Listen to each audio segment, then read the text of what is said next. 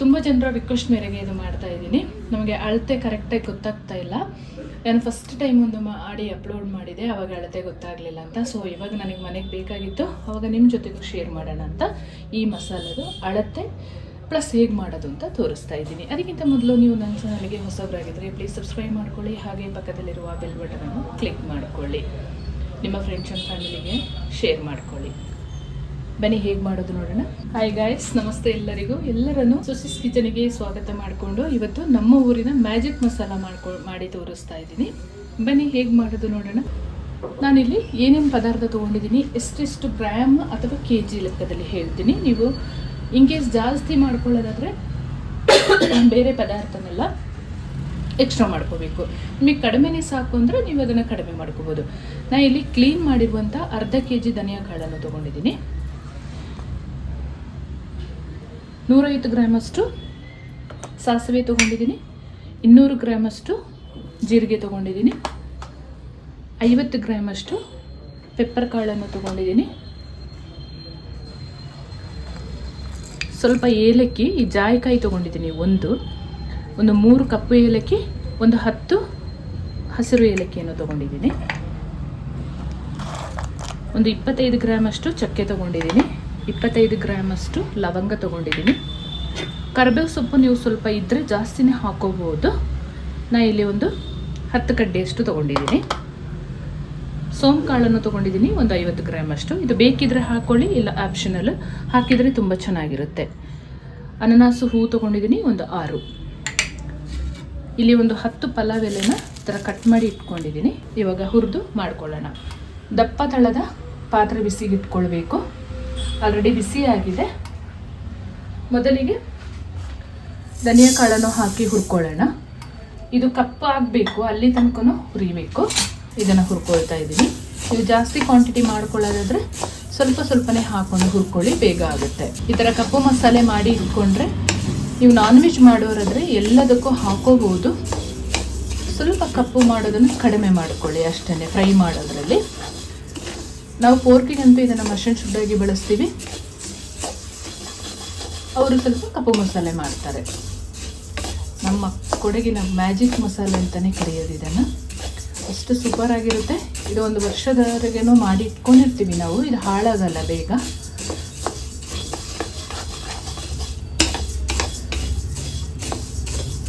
ಕೆಲವರು ತಪ್ಪು ತಿಳ್ಕೊತಾರೆ, ಇದು ಪೋರ್ಕ್ ಮಸಾಲೆ ಅಷ್ಟೇ, ಇದನ್ನು ನಾವು ಯೂಸ್ ಮಾಡಬಾರ್ದು ಅಂತ. ಅದೆಲ್ಲ ಏನೂ ಇಲ್ಲ.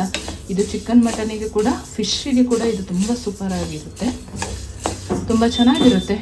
ಫಿಶ್ ಸಾಂಬಾರು ಮಾಡೋದೆಲ್ಲ. ನೀವು ಮೀನು ಕರಿ ಮಾಡೋರು ಕೂಡ ಇದನ್ನು ಬಳಸಿದ್ರೆ, ಸ್ವಲ್ಪ ಬಳಸಬೇಕು, ತುಂಬ ರುಚಿ ಕೊಡುತ್ತೆ ಇದು. ನೀವು ಬೇಕಿದ್ರೆ ಒಂದು ಸ್ವಲ್ಪ ಟ್ರೈ ಮಾಡಿ. ಕೆಲವೊಂದು ಪಲ್ಯಗಳಿಗೆ ಕೂಡ ಇದನ್ನು ಬಳಸ್ತಾರೆ. ಹಾಗಲಕಾಯಿ ಪಲ್ಯ ಮಾಡುವಾಗ ಕೂಡ ಇದು ತುಂಬ ಚೆನ್ನಾಗಾಗುತ್ತೆ. ಮತ್ತು ಮಾವಿನಕಾಯಿ ಸಾಂಬಾರು ಮಾಡುವಾಗ ಅದ್ಭುತ ರುಚಿ ಕೊಡುತ್ತೆ ಇದು. ಈ ಮಸಾಲೆನ ನಾವು ಯೂಸ್ ಮಾಡೇ ಮಾಡ್ತೀವಿ ಕಾಡು ಮಾವಿನ ಹಣ್ಣು ಸಾಂಬಾರು ಮಾಡುವಾಗ. ಬೇರೆ ಎಂಥ ಮಸಾಲೆ ಪದಾರ್ಥ ಹಾಕಲ್ಲ ನಾವು, ಇದರಲ್ಲೇ ಇರುತ್ತಲ್ಲ. ಸೊ ಹಾಗಾಗಿ ಅದು ತುಂಬ ರುಚಿಯಾಗಿರುತ್ತೆ. ಅದಕ್ಕೆ ಮಶ್ರೂಮ್ ಶೂಟು ಕೂಡ ನಾವು ಹಾಕ್ತೀವಿ ಮಾವಿನ ಹಣ್ಣು ಸಾಂಬಾರಿಗೆ. ನೋಡಿ ಫ್ರೆಂಡ್ಸ್, ನೀವು ಪೋರ್ಕ್ ಮಾಡಲ್ಲ ಅಂತ ಹೇಳುವವರು ಈ ಮಸಾಲೆನ ಸ್ವಲ್ಪ ಲೈಟ್ ಆಗಿರೋಗನೇ ತೊಗೊಂಡ್ಬಿಡಿ. ಇದು ಎಲ್ಲದಕ್ಕೂ ಯೂಸ್ ಮಾಡ್ಬೋದು. ಚಿಕನ್ನಿಗೆ ಕೂಡ ಹಾಕೋಬೋದು, ಫಿಶ್ಶಿಗೆ ಕೂಡ ಯೂಸ್ ಮಾಡುವಂಥದ್ದು. ನಾನು ಪೋರ್ಕಿಗೆ ಯೂಸ್ ಮಾಡೋದ್ರಿಂದ ನಾನು ಸ್ವಲ್ಪ ಇನ್ನೂ ಕಪ್ಪಾಗಿ ಫ್ರೈ ಮಾಡ್ಕೊಳ್ತೀನಿ. ಇನ್ನೊಂದು ಹೇಳೋದು ಮರ್ತೆ ಫ್ರೆಂಡ್ಸ್, ನಿಮ್ಮ ಹತ್ರ ಗಾಂಧಾರಿ ಮೆಣಸಿದ್ರೆ ಅದನ್ನು ಒಣಗಿಸಿಟ್ಕೊಂಡಿರ್ತೀರಲ್ಲ, ಅದನ್ನು ಕೂಡ ಸ್ವಲ್ಪ ಸೇರಿಸಿ ಇದ್ರ ಜೊತೆ ಪೌಡ್ರ್ ಮಾಡ್ಕೋಬೇಕು. ತುಂಬ ರುಚಿ ಕೊಡುತ್ತೆ ಅದು.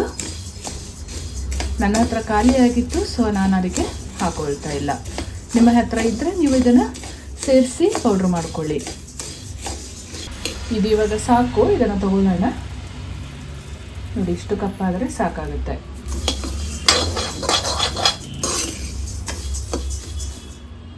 ಈಗ ಬೇರೆ ಮಸಾಲೆನ ಫ್ರೈ ಮಾಡ್ಕೊಳ್ಳೋಣ.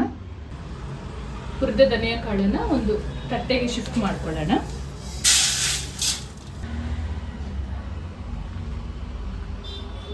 ಜೀರಿಗೆ ಹಾಕ್ಕೊಳ್ಳೋಣ. ಒಂದು 2 ನಿಮಿಷ ಫ್ರೈ ಮಾಡಿ ಆದ ಮೇಲೆ ಬೇರೆ ಪದಾರ್ಥ ಹಾಕ್ಕೊಂಡು ಹುರ್ಕೊಳ್ಳೋಣ.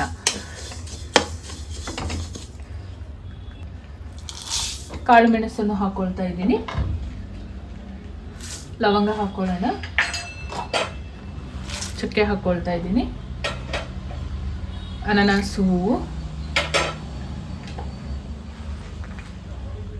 ಏಲಕ್ಕಿ ಹಾಕ್ಕೊಳ್ಳೋಣ. ಸೋಂಕಾಳನ್ನು ಹಾಕ್ಕೊಂಡು ಹುರ್ಕೊಳ್ಳೋಣ.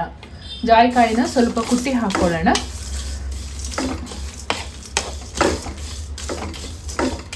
ಮಧ್ಯಮ ಉರಿಯಲ್ಲಿ ಹುರ್ಕೋಬೇಕು. ಜಾಯಿಕಾಯಿನ ಈ ಥರ ಕುಟ್ಟಿ ಪುಡಿ ಮಾಡ್ಕೋಬೇಕು. ಚಕ್ಕೆನ ಸ್ವಲ್ಪ ಕಟ್ ಮಾಡಿಕೊಂಡ್ರೂ ನಡೆಯುತ್ತೆ, ಇಲ್ಲಾಂದರೆ ಮಿಕ್ಸಿ ಹಾಳಾಗೋ ಚಾನ್ಸಸ್ ಇರುತ್ತೆ. ನೀಟಾಗಿ ಮಿಕ್ಸ್ ಮಾಡಿಕೊಂಡು ಫ್ರೈ ಮಾಡ್ಕೊಳ್ಳೋಣ. ಎಲ್ಲ ಮಸಾಲೆ ಪದಾರ್ಥ ಈ ಥರ ಖಡಕ್ಕಾಗಿ ಫ್ರೈ ಆಗಬೇಕು. ಖಡಕ್ಕಾಗಿ ಆದ ಮೇಲೆ ಸಾಸಿವೆ ಹಾಕ್ಕೊಳ್ಳೋಣ.